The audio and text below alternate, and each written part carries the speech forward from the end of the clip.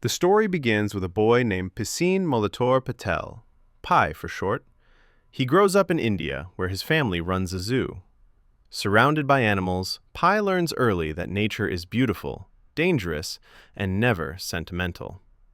At the same time, he becomes obsessed with faith, practicing Hinduism, Christianity, and Islam. Not because he's confused, but because he wants to believe that life has meaning. For Pi, faith is curiosity with hope attached. When Pi is a teenager, his family decides to leave India and move to Canada.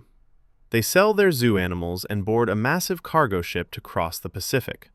The journey starts calmly. Then, one night, a violent storm erupts. Waves tower over the ship. The metal hull screams, and in minutes, the ship is swallowed by the ocean. Pi survives, alone, floating on the open sea. When Pi wakes up, he's on a lifeboat. At first, it seems crowded. A zebra with a broken leg, an orangutan clinging to the canopy, a hyena lurking in the shadows. For a moment, there's balance. Then, reality sets in. The hyena attacks the zebra, then brutally kills the orangutan. And just when Pi believes there's no hope left, a tiger explodes out from under the tarp. A Bengal tiger named Richard Parker kills the hyena in seconds. Now, Pi is trapped on a boat with a predator capable of killing him instantly. Survival becomes a mental war. Pi is terrified, but he makes a critical realization. If Richard Parker dies, Pi will be completely alone, and that loneliness might kill him faster than hunger. So Pi chooses the impossible. He decides to live with the tiger. He studies animal behavior, creates boundaries, uses food, sound, and routine to establish dominance.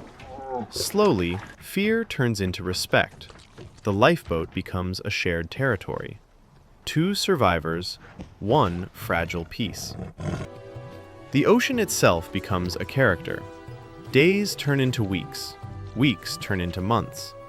Pi faces brutal storms, burning sun, thirst, and hallucinations. At night, the sea glows with bioluminescent light, turning the water into stars. Flying fish rain down from the sky. Whales breach beside the boat. Hope and terror exist side by side. Then comes the island, a floating jungle made entirely of algae, filled with fresh water, fruit, and thousands of meerkats. For the first time in months, Pi eats freely, drinks deeply, and rests without fear. It feels like a miracle. But something is wrong. At night, the fresh water turns acidic. Fish dissolve, plants shrink, and Pi discovers a human tooth hidden inside a strange flower. The island isn't a sanctuary, it's a trap. A living organism that feeds on animals who stay too long. Pi realizes that comfort without growth is just another kind of death, so he leaves. After 227 days at sea, Pi finally reaches land, exhausted, starving, alive.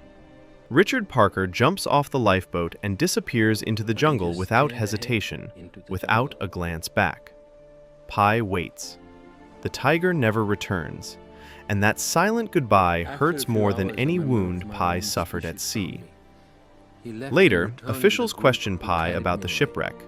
They don't believe his story, so Pi tells another version, one without animals. The zebra becomes a sailor. The orangutan becomes Pi's mother. The hyena becomes a violent cook. And Richard Parker is Pi. Both stories explain the same events. One is cruel and unbearable. The other is filled with meaning and wonder. The officials choose the story with the tiger, and Pi asks us the same question. Which story do you choose?